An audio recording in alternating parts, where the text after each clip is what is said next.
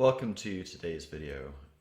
By the end of the video, you're going to be able to play something along the lines of this.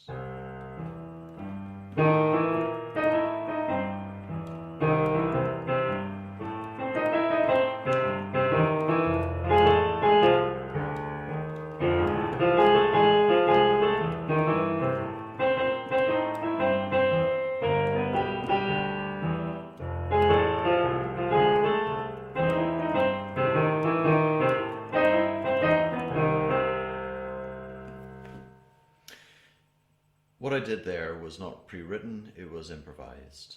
And the way that I define improvisation is doing the job without the tools. So I'm thinking of it along the lines of going camping and not taking a hammer with you. Now, with a hammer, you'll be able to put the pegs in the ground. Without a hammer, you'll still be able to put the pegs in the ground. When you understand that the tool is something which is flat, which you can apply enough force to something for a top rate. So the tool is the hammer.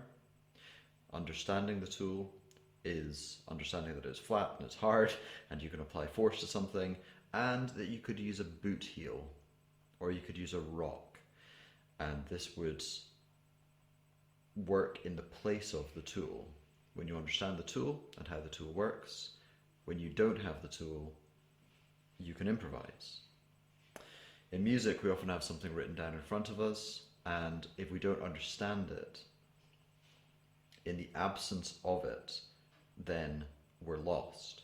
But when you understand the written music, when you understand what the composer is doing, then you yourself can become the composer. So let's start with a basic rule in music. If you move by 5, then the harmony will work. So I'm going to start on the note C. The note C up here maybe catches in the camera the best way. So I'm going to use the note C. Other things that I'm going to use in the video are going to be 5 in one direction. So I'm going to go 1, 2, 3, 4, 5, and that takes me up to the note G. Taking C as my center point, I can move 5 in the opposite direction. 5, 4, 3, 2, 1. So I can also use the F. So I could do something on the C. I could do something on the G. I could do something on the F. And then finishing on the C. So the something that I'm going to do is I'm going to play this.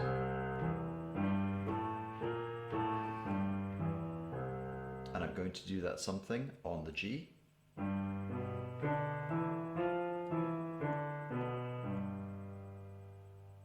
And I'm also going to do that something on the F.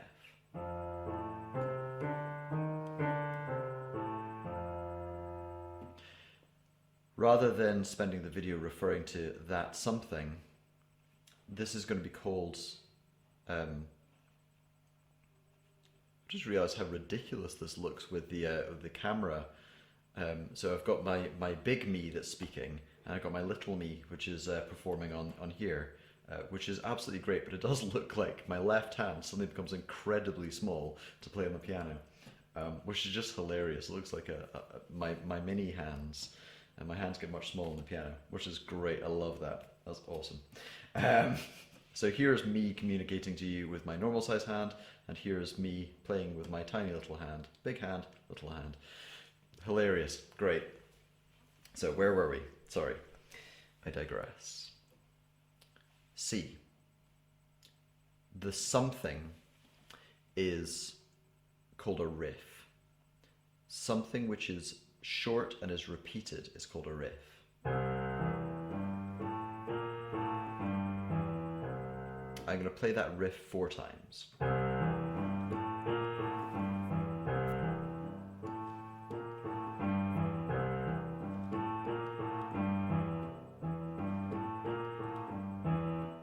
I'm now going to move to the F, and I'm going to play that twice. I'm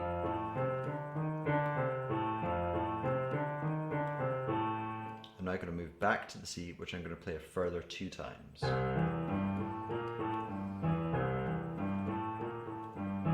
Up to the G, I'm going to play that once. then I'm going to play the F once, and then I'm going to play the C twice.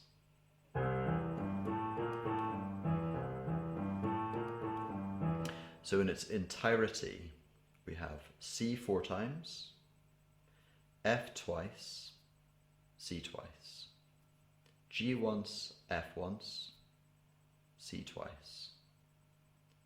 That is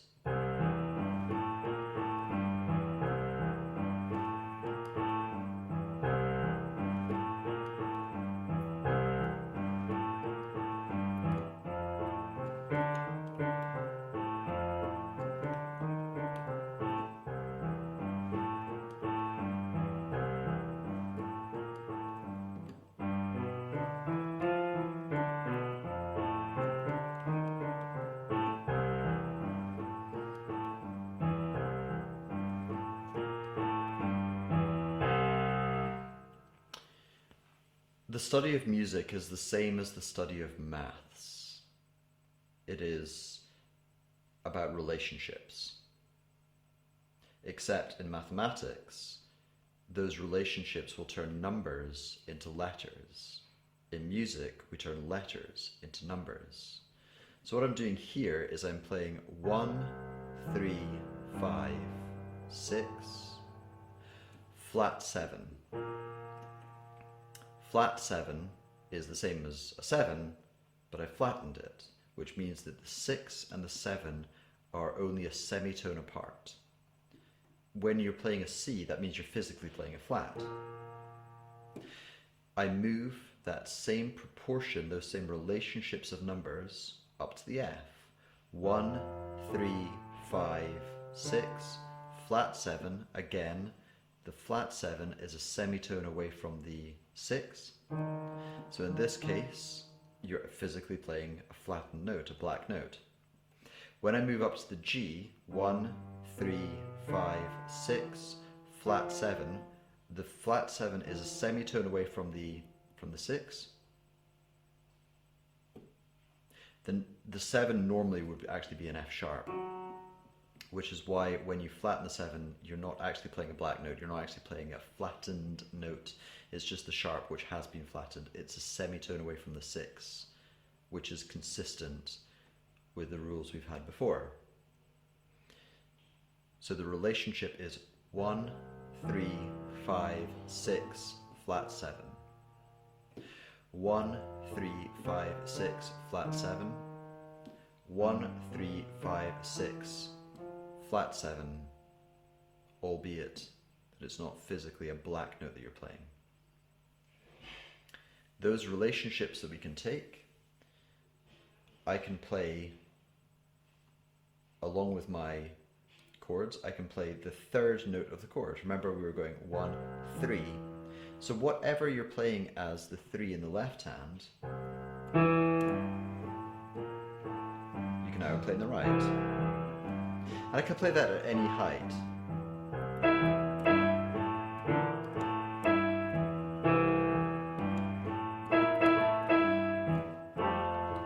I'm now playing the third of the F chord at any height.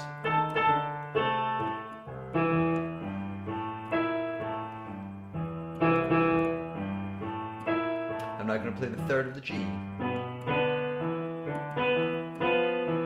and the third of the F at any height.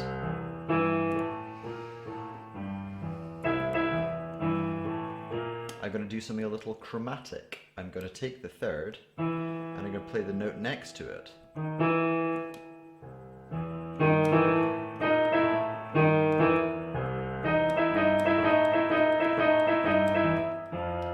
Third note with the chromatic beside it.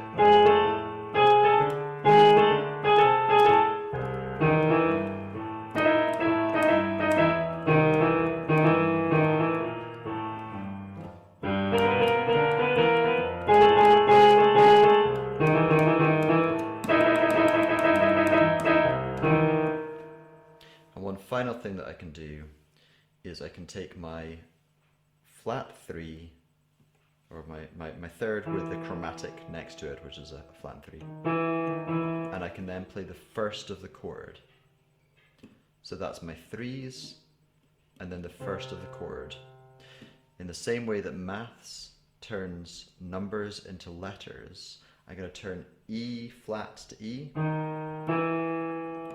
and then C into a slide into the 3, followed by the first of the chord. I'm going to move to the F, I'm going to slide into the 3 of the F chord, and then play the first. I'm going to move up to the G chord, I'm going to slide into the 3, and then play the first. Slide, first.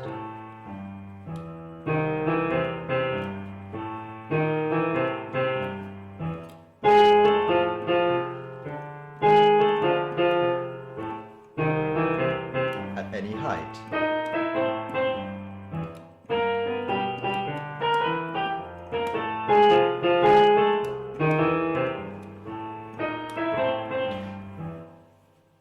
One 4/5 progression, that's the C, the F, and the G. Using a riff which goes 1, 3, 5, 6, flat 7. And using these licks in the right hand which go sliding into the 3 and then the first at any height. I'm going to freeform improvise on this, but using exactly the same rules.